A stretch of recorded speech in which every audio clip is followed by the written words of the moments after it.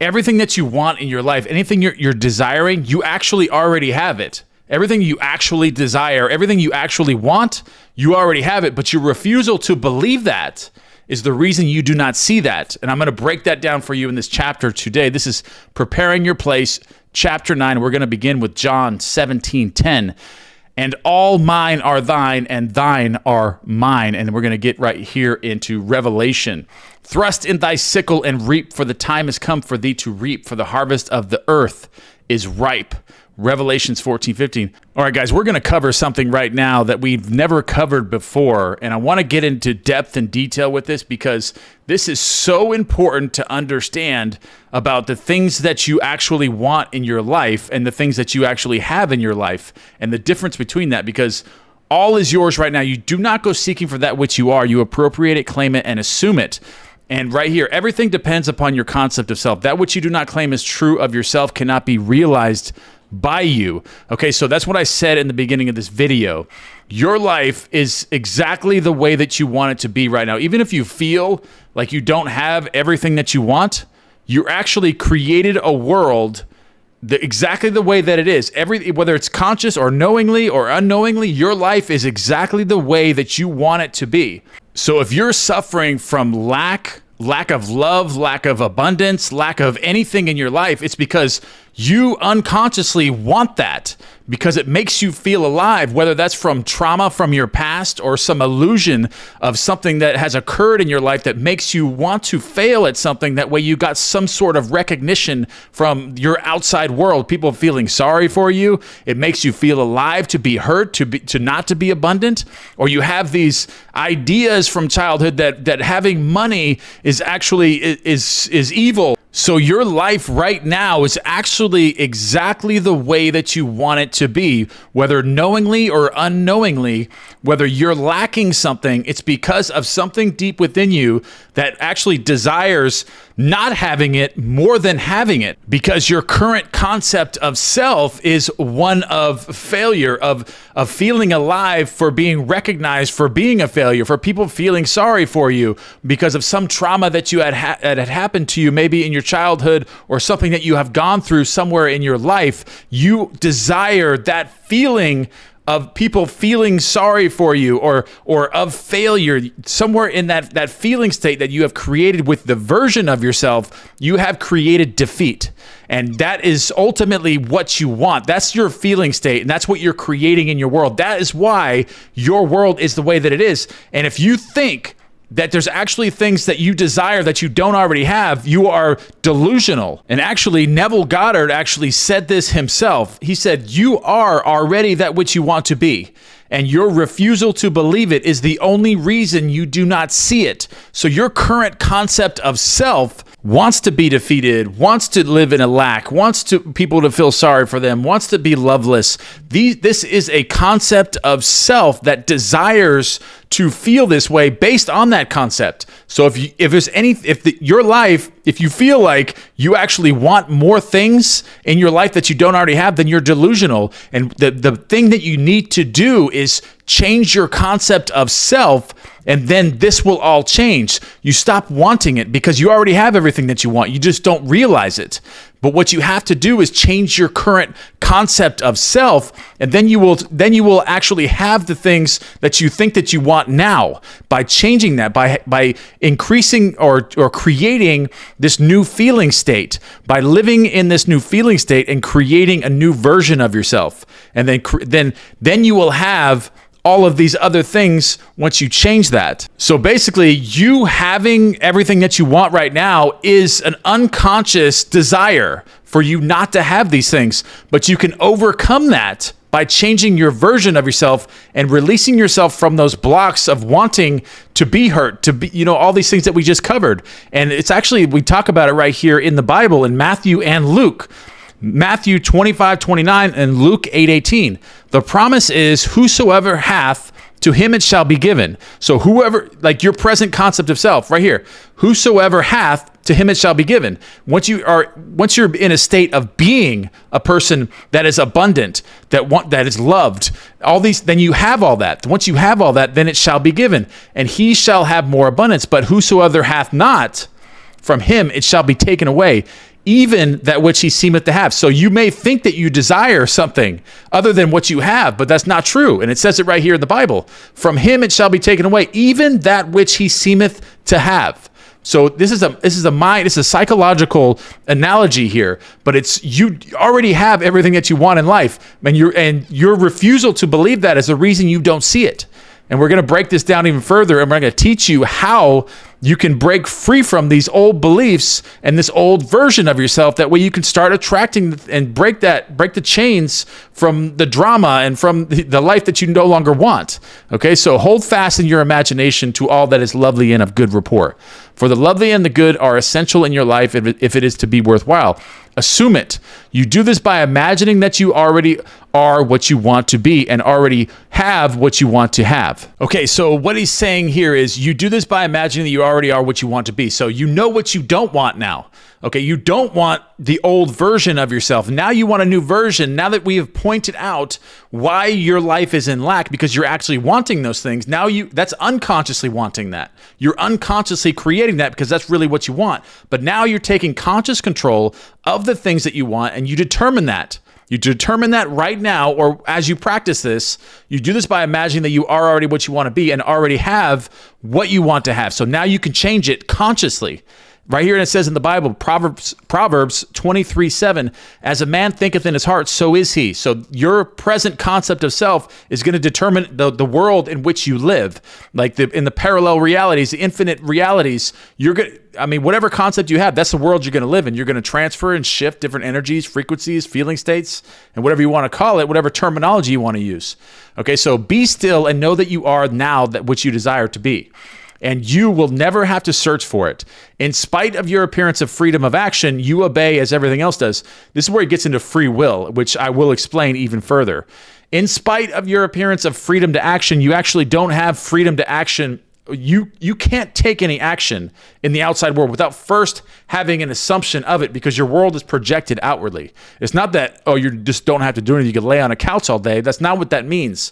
That means that I can't just go over here and pick this up off the table without first having a feeling or an assumption. Because before you can do anything in your 3D world, before you can move your hands or walk or talk or anything, you are imagining it in your mind. You're picturing it in your mind and having an assumption and an observation, and it's being pushed out. Your world is you pushed out. Okay, so there's no action being taken, without first coming from within you and pushed out. So that's what it means by the world is you pushed out. And there's a lot of other variables with that, but there is no action that can be taken by anyone without first having an assumption and actually seeing it as an image within mind, because imagination is God projecting your world as it is. So I can't pick this up without first picturing it in my mind and then having an assumption of me reaching and grabbing it before I actually did it. Everything is predetermined by your imagination. Okay, so let's go ahead and get into this a little bit further. As everything else does, the law of assumption. Whatever you may think of the question of free will, the truth is your experiences throughout your life are determined by your assumptions. This is what he said right here. Whatever you may think of the question of free will, the truth is your experiences throughout your life are determined by your assumptions. Very firstly, your assumptions create everything that you do, whether conscious or unconscious. An assumption builds a bridge of incidents that lead inevitably to the fulfillment of itself. Like this, just like that.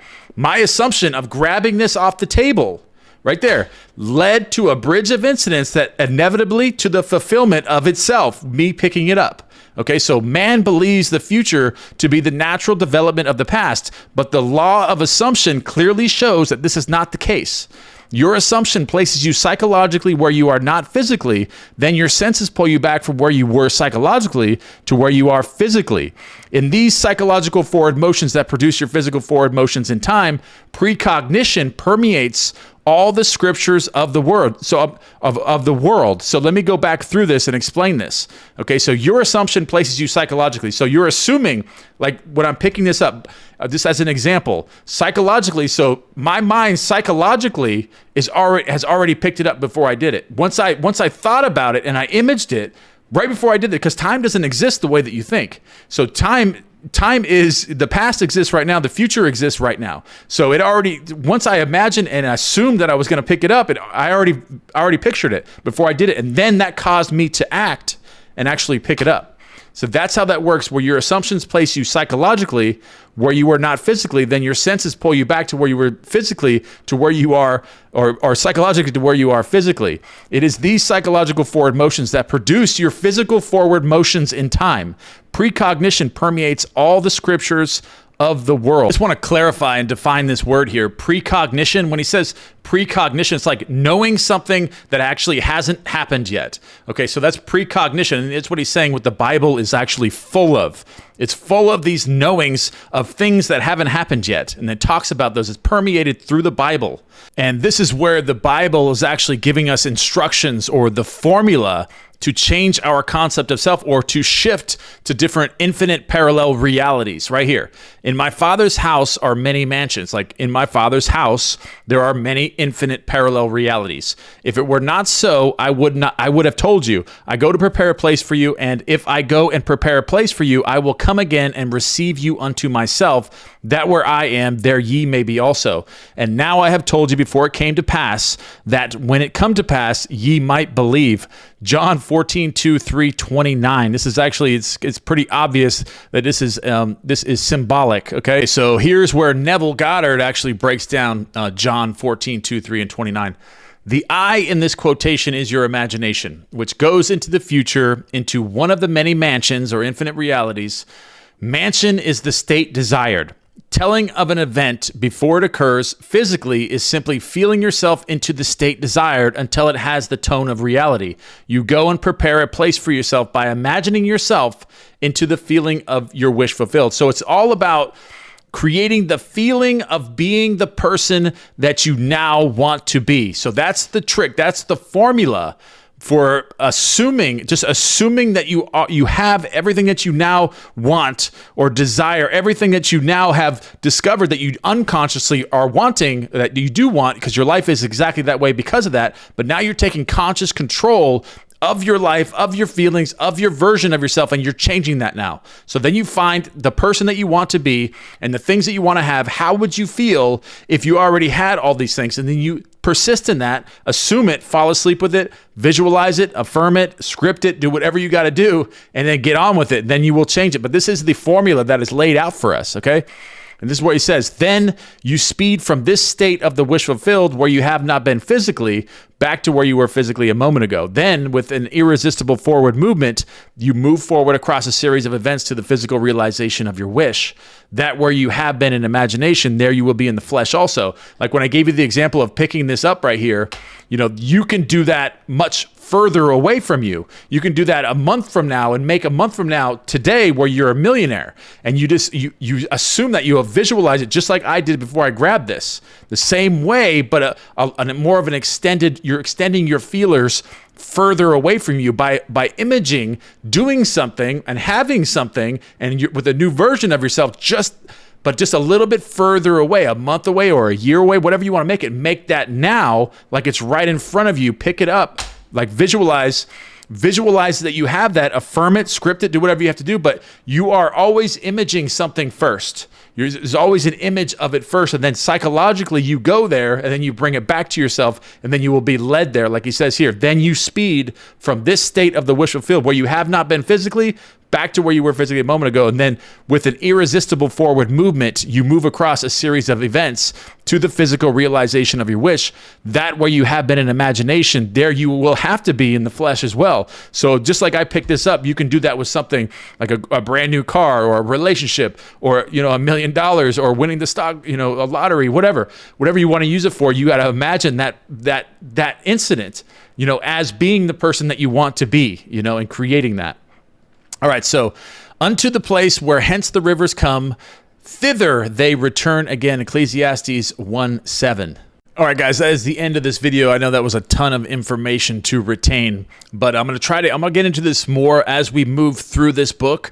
I'm going to get into more of this and expound even further on this to better help you understand, because I know that's a lot to take in just one video, but we're going to get further into that, and I'm going to elaborate and expound on all this even further. All right, I love you guys very much, and don't forget to give me one thing you guys are grateful for. Any questions you have, leave that in the column box below, and I will see you guys in the next video.